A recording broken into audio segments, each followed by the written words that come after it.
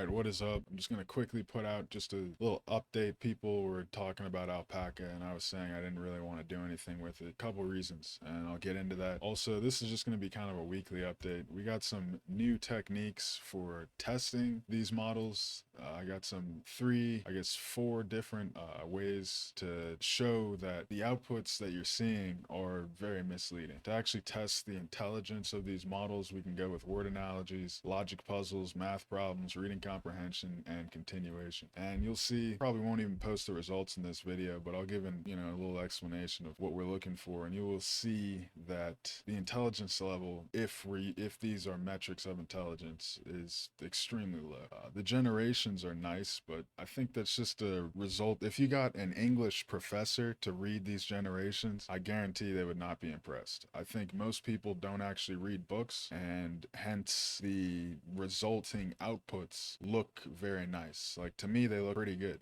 but I think in actuality, the substance, probably even the grammar, is basic and not complex. Anyway, just gonna give a quick update. Let's get into it. All right, so Alpaca again. Just a quick, I'm using Alpaca CPP because the weights are on Hugging Face and it's just easy to get going. You just clone the weights or download them from this link. Either way will work. When you clone the weights here, it's gonna hang on the output for a minute, so it's gonna look like nothing's happening. So if you want to see the progression bar, I would just recommend copying this and going to the Hugging Face page and downloading from there. Here, clicking this, going to files and versions, and then downloading this model just by clicking on it. As far as why I haven't really been big on this, I'll explain that in a second. But really, the cool thing is this paper. I would take a look at that, and these prompting guides. Very interesting stuff. Okay, so the best thing Llama's providing is this self-instruct code here. But before that, we can just quickly take a look at the difference in results. So I have a prompt here for few-shot learning to write in the style of an author, and Dolly gave it was only spring. This portion is the new generation. It was only spring. It was only when spring came that she could really say it had come at all, because there's so many days that were overcast or rained on into foggy nights, night chills, as if winter wasn't ready yet, either for summer, in which case he might not have been able to stand town long enough, but now and again something like a hot wind would dry out everything, with dust blowing from the hillsides where there had only just been rain before, and you could see by looking up into it that this was going to be one of those clear bright days when even the sky is as if springtime has come at all, because she doesn't know any other way of having a good time in Paris. So this is you can already tell there's some confusion of the gender here. The flow, it flows well. The substance is actually pretty low. And I think this is a common theme we'll see with all of these models. Once I start running these tests, which I'm not going to do in this video, I'm still working on that, but I'm going to run those tests in a similar way as Stanford did, and we'll see that a lot of things sound good, and since it's just a story generation, or it's asking me for an opinion, it's hard to really judge how good it is. But when you read this carefully, pretty terrible. Alright, so Instruct GPT came up with something even worse, actually. So this didn't take in the full, so I gave it an introduction, context, style, and example, and prompt. This was recommended by ChatGPT, and it seemed to work really well in the Llama CPP and in the GPT-3. I think I saved that here. I did. So here's GPT-3's. She arrived in Paris in the bright light of a new spring day. Everywhere she looked, she could see possibilities. Everywhere she went, she could feel the energy of the city. She was excited, but also scared. She had never been away from home before, and she wondered if she would find her place here. Every morning, she would wake up and explore a different part of the city. She would wander around the cobblestone streets, taking in the sights, smells, and sounds of the unfamiliar place. She could feel the energy of the city, but it was overwhelming. She began to make friends, but never quite like she belonged. She was always the outsider. She felt like she was searching for something, but she wasn't sure what it was. I'm not sure how closely this follows Ernest Hemingway. I've read The Sun Also Rises and The Old Man and the Sea. Ernest Hemingway is what ChatGPT gave back as just an example. It was a random example. That's what they did, so I stuck with it just to see how good ChatGPT was at helping out. its own kind. These sentences seem pretty much like In the Sun Also Rises. They said it was, people would said Ernest Hemingway was pretty non-verbose, but I remember in that book they would, you know, spend a lot of time, like every building there would be some backstory with it, or some weird, like, you know, it was kind of weird.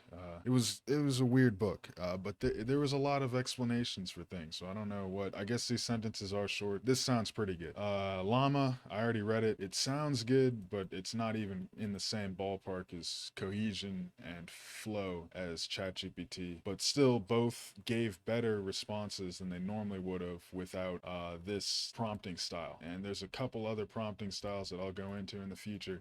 But back to Alpaca, this is the 30B model, and the 7B model is supposed to be comparable with DaVinci 003, which I don't know. I did use the 7B, and the results were okay. But again, the meat of Llama is the meat of Alpaca is the self-instruct generation data, not the model itself. The model itself is up to the training, so I'm not sure how long they train this and whatever. But you'll see that this response pretty much came out to complete garbage. In fact, at the end there, I think I ran out of CPU, so it crashed. But it you know, it doesn't even give a generation. It just kind of tries to answer the question. It tries to provide an answer over a generation. So not that great. Okay, so final thoughts about Alpaca. There's really no need to show a full install for that. Really, the meat again is data and the code to generate more data for your own cases. As far as the model goes, I'm using the alpaca.cpp. I can't guarantee that this is comparable to what the people at Stanford trained their model to produce, and I'm sure that they trained it longer and harder than the free version here. This was put out by some person who I don't know, but thank their soul. The things that I like about Llama in general are how weird the outputs are. So the instructional fine tuning part isn't what I'm using Llama for. We can go back to this what is the color of the sky on Llama CPP, and we see why does the Earth revolve around an axis point but not revolves around a star, as it revolves around one of those two if the sky can be seen from other planets and isn't there. So why do we call our own sun a start? It's just because you can, if I was using the web UI, this would have been more coherent, but it's a weird, it just goes into a weird, we live on this planet called Earth, but what about Venus or Jupiter or Neptune? They all are also called planets.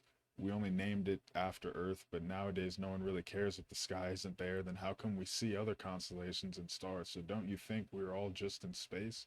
That's what I like about Llama. It's weird. How do you know that you're not inside a human or an animal right this second as you read my question? How could you prove it to yourself without looking at any physical evidence whatsoever? Like these generations aren't just spitting out, you know, predictable text. It's spitting out, you know, kind of funny, weird prompts. And you can see in my other videos when I'm using the web UI, I'm only using the CPP here just to be comparable, just to be fair, because I'm using the Alpaca CPP. But that's what I like Llama for. The generations are good. For instructions, I wouldn't use Llama to answer questions or do instructions or be a chatbot kind of thing. I think there's a difference between the language generators and the chatbots. I think the language generators are like GPT-3, are more versatile. You can do a lot more things, but for just having it answer questions, it's not really its main goal, and it hasn't been trained as heavily on that. For answering questions, it looks like the Alpaca does a decent job, but again, the meat is really the training.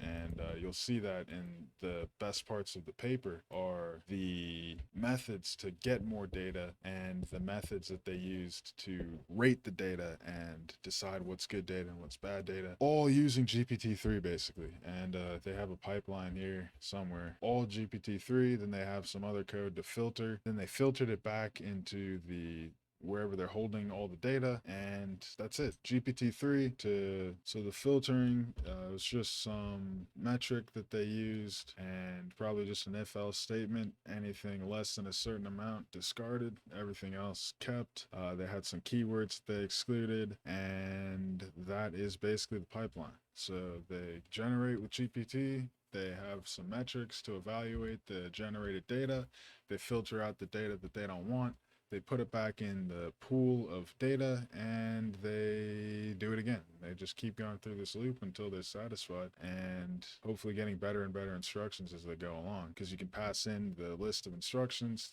as a prompt for GPT-3 and ask it to generate things more like this. And you could do that and hopefully get better and better data. So that's the meat, the self-instruct code. The Alpaca portion, I think, is kind of secondary. And that's why I wasn't really big on, doing an install for this, because what I really want to do is try and figure out how to get this training going. So that's really all I got to say about that. Okay, so moving on, we got this website Cohere. I really like the generations that this comes up with. It also helps you write better prompts, and it is a nice tool. I think it's as good as GPT-3 for single, shorter length prompts, and I would recommend it. I'm using this in conjunction with GPT-3 and the web UI, not DAL AI. Again, just using DAL AI because I'm using Alpaca.cpp, so I figured it'd be more of a fair comparison. But those three I am using together, and I am hoping to get some tests on these questions for the 1st through 8th grade. ChatGPT has not been doing so well, and I can show some of the results of that here. I tried to get it to do some word analogies, of course, and it did okay. This isn't the full extent. I also asked GPT-3, but I didn't save them. This was just a pre-run here, so it got answers right, for these word analogies. Some of them it didn't get right, but these are pretty tough. This one was one that I tried to get it to get right that I didn't think was too tough, but it couldn't get past the infant and baby, and it kept wanting to do diaper. So the word relation for infant, baby, and diaper must be really strong, so strong that it just couldn't escape it. For the tokens of those words or something. I'm not exactly sure, but I think the correct answer is moist or water. It's 50-50 for me, but infant is to baby. I would say as wet is to moist, I think, because an infant is a type of baby, and I think infants can be a little bit older. Let's double check that. Actually, an infant is in the 1st year of life. So an infant, a baby is a child. Let's get baby, a very young child. So baby's a very young child. An infant is a extremely young child. So wet is the result of having water on you or some liquid on you, and moist is something that is kind of wet. So I think that fits more than water, because infant is to baby is wet to water. Water is what makes things wet. Babies don't make things infants, So that's my take. Either way, the relationship between infant and baby is one of synonymy.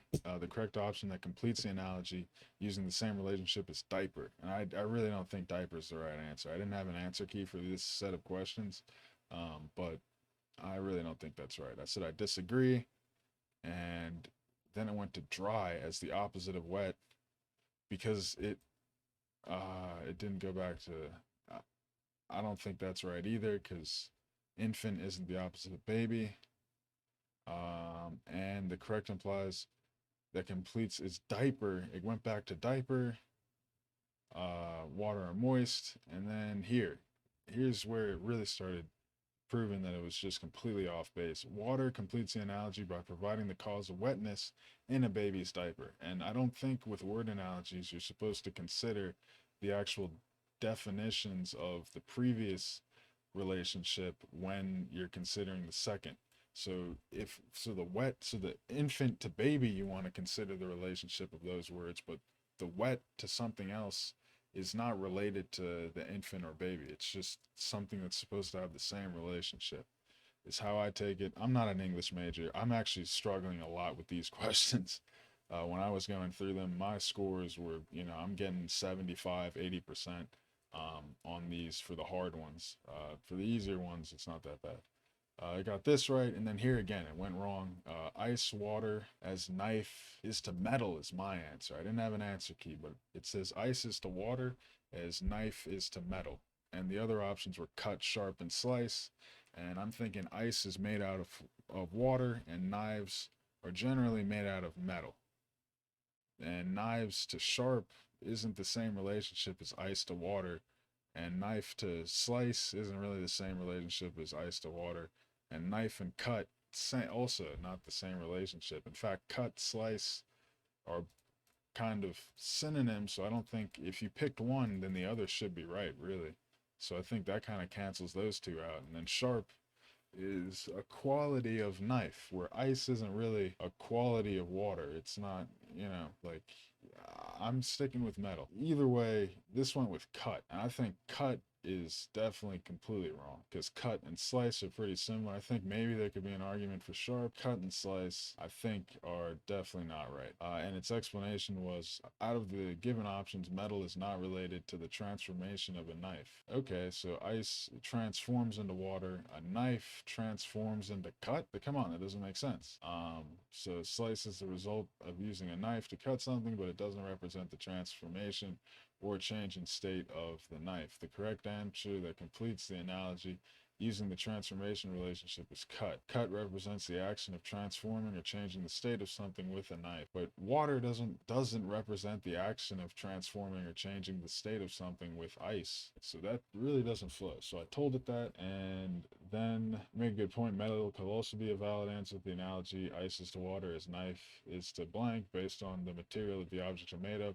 However, the transformational relationship seems to be more appropriate for this analogy. Ice undergoes a transformation when it melts to become water. Similarly, a knife undergoes a transformation or change in state when it cuts something. That's not true. A knife doesn't change state when it cuts something. Anyway, it wasn't doing that great of a job here. Here, this was a tough one. I really don't know the answer here. So poverty is to prosperity, and the options are love, sorrow, train, cart, rain, flood, intelligence, stupidity, none of these. So the correct answer actually was love and sorrow. This did have an answer key. So poverty is to prosperity as love is to sorrow, but intelligence is to stupid, I think also is to stupidity, I think also works. And that's the answer ChatGPT gave. But supposedly poverty and prosperity are kind of a pair or something like that, and love and sorrow are also kind of a pair, but intelligence and stupidity aren't for some reason. I guess maybe you could say poverty could lead to prosperity, or prosperity could lend itself to poverty, and intelligence and stupidity don't really have a kind of time relationship. I would perhaps, maybe you could say that, when you're younger, you're dumber, or maybe when you're younger, you're smarter. I guess your brain is more plastic or something. I don't know. That's a tough one. I think I would have picked Love and Sorrow, but that's just because it's the first option, and I probably would have given up at the end of that. So I think I get lucky on that one. Mystery, acute. Solution is to mystery, as acute is to study is the correct answer. But I mean, this one is really hard. I don't even know what that means. It came back with detective, which was not the correct answer. I think that's, I think that's putting too much weight on the word mystery. I think the connection between mystery and detective, the token space there is close. So it's just kind of prone to pick that word. So an acute condition can be resolved or treated by a doctor or a physician who investigates and provides the appropriate medical treatment. So a solution is to mystery as acute is to study. I think the actual justification was a solution is the end goal of a mystery, and the end goal of studying is to, be more acute in your of a bad or unwelcome situation, having shown a perspective of insight or understanding. So I think studying is supposed to lead to that, in the same way that a mystery is supposed to lead to a solution. So I think that was the justification. You'd have to be like an English PhD to figure that one out. I really didn't even know what acute meant in that sense. Acute to me is an angle of less than 90 degrees. That's what I know.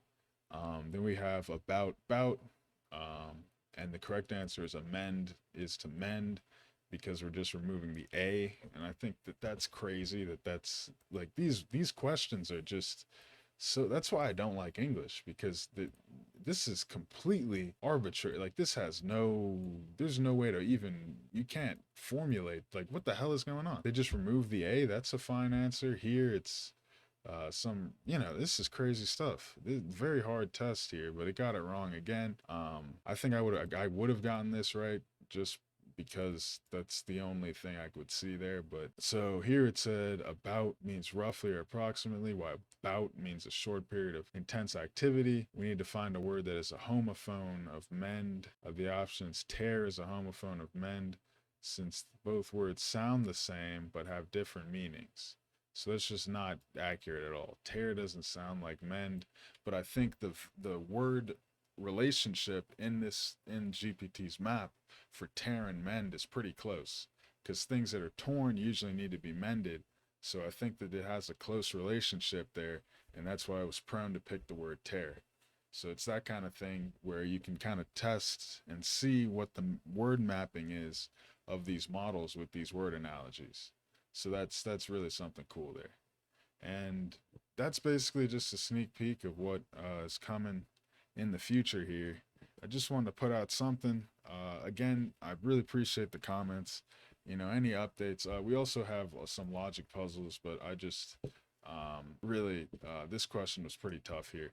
So there are 2 ducks in front of a duck, 2 ducks behind a duck, and a duck in the middle. How many ducks are there? So your initial reaction is 5. That's the basic reaction, but I think that this question is bad because it really should say there are 1 duck. The most amount of ducks in front of any duck is 2. The most amount of ducks behind any duck is also 2. And there is 1 duck in the middle of the other ducks, which kind of gives away the answer when you say it like that. But this is kind of ambiguous because 5 kind of fits. So there's 2 ducks, and for 5, there's 2 ducks in front. There's more than 2, but more than 2 is still 2. There's 2 or more, and then there's 2 or more ducks behind. And then there is 1 duck in the middle. But the correct answer is 3. So, that's a tough one. That's a tough one. And then that was the only one I asked, but there's a bunch. I didn't really start doing this with that. GPT-3, I forgot that they didn't save the answers. You have to physically save, which makes sense, but I had more tests there. I didn't save those. But this wasn't the main test. The main goal here is to generate a bunch of these, pass them through each of the models, and try and do a comparison of how well they score, which is what they normally do, except this is smaller, and we should be able to get a similar result without so much data. I don't think you need that many questions to get an answer as to which model is, quote, more intelligent. And I think the results will be pretty even across the board. I'm not seeing GPT with the word analogies do really any better than llama actually does pretty terrible at this, but not too terrible, and it tries. It does try. Again, this didn't save. We can try Alpaca as well. Cohere does a great job there. Cohere does a pretty good job. But that's basically it. This is going on too long. I have a hackathon and a test, so this week I'm not really completely putting stuff out, but I am going to put out a more in-depth video for both of these. One on how to actually decide which model is, quote, better than another, and one just explaining the overview of what these models really are and why there's so many different types and what's, really the difference here. So if you're interested in that, like and subscribe, give comments about what else you want to see. I hope you guys have a great weekend. I might post another one later, but definitely next week there'll be much more in-depth and better videos to come. Appreciate it, y'all. Peace.